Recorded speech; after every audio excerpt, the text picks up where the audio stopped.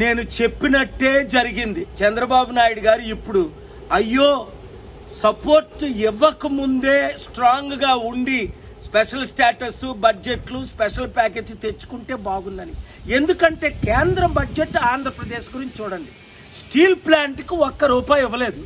మనం 50,000 కోట్లు ట్యాక్స్ రూపం కట్టినప్పుడు 600 కోట్ల అవసరానికి స్టీల్ ప్లాంట్ కి ₹1 ఇవ్వలేదని ఇంత ఫైట్ చేసిన తర్వాత పోని పోలవరంకి ఏమైనా ఇచ్చారా, అమరావతికి ఏమైనా ఇచ్చారా? 15,000 కోట్లు ఇస్తారట. అరే మన అప్పే 13 లక్షల కోట్లు, దాని వడ్డీయే 1,30,000 కోట్లు, అంటే సంవత్సరానికి నెలకు 10,000 కోట్లు. వాళ్ళు 15,000 కోట్లు 5 సంవత్సరాలు ఇస్తే పోను 1 ఇయర్లో ఇస్తే ఎక్కడ సరిపోద్ది మనకి? ఇప్పుడు అర్థమైందా? విజన్ ఉండాలా, అది లేకే రాష్ట్రం నాశనం అయిపోతుంది. స్టీల్ ప్లాంట్ అమ్మకుండా ఫైట్ చేసి ఈ నెలలో కూడా నేను ఆపాను. మళ్ళా 6 ప్రాజెక్టులు 6 ప్రాపర్టీలు అమ్మేస్తానని. ఇప్పుడు తెలంగాణకు వచ్చిందా గాడిద గుడ్డని బోర్డులు చూస్తున్నాను ఎక్కడైనా. కేంద్రం ఏమిచ్చింది? గాడిద గుడ్డు. మేమేమిచ్చాం అని బోర్డులు పెట్టుకుంటున్నారు కాంగ్రెస్ వాళ్ళు, బీఆర్ఎస్ వాళ్ళు. 8 ఎంపీలు వీళ్ళు ఇచ్చారట. అంటే 4 ఎంపీలు కాంగ్రెస్ వాళ్ళు గెలిపించారు బీజేపీని, 4 ఎంపీలు బీఆర్ఎస్ వాళ్ళ అండర్స్టాండింగ్ తో గెలిపించారు. కొన్ని కారణాలు మీకు తెలుసు. అయితే 8 ఎంపీలు గెలిపించిన తర్వాత 8 గాడిద గుడ్లు ఇచ్చారు. ఎందుకు ఇస్తారు?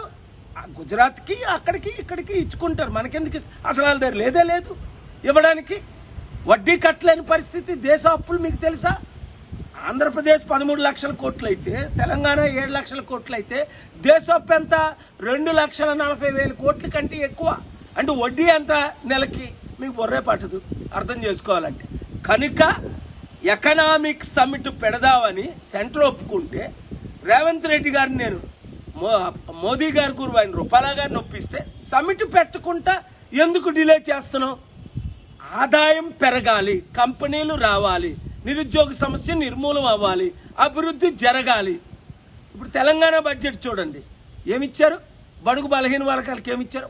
అద్భుతమైన పార్టీలు చేసుకుంటున్నారు, స్పెషల్ ఫ్లైట్లలో తిరుగుతున్నారు, 1,000 కోట్లు వేస్ట్ చేస్తారు. ప్రజలు సూసైడ్ చేసుకుంటున్నారు. చిత్తశుద్ధి ఉన్న మీడియా మాత్రమే ఈ వీడియోను బ్రాడ్కాస్ట్ చేస్తుంది. పిల్లలు, యూత్, మీరు దీన్ని వైరల్ చేయండి. మార్పు రావాలి. ఆ మార్పు మనమే తీసుకొని రావాలి.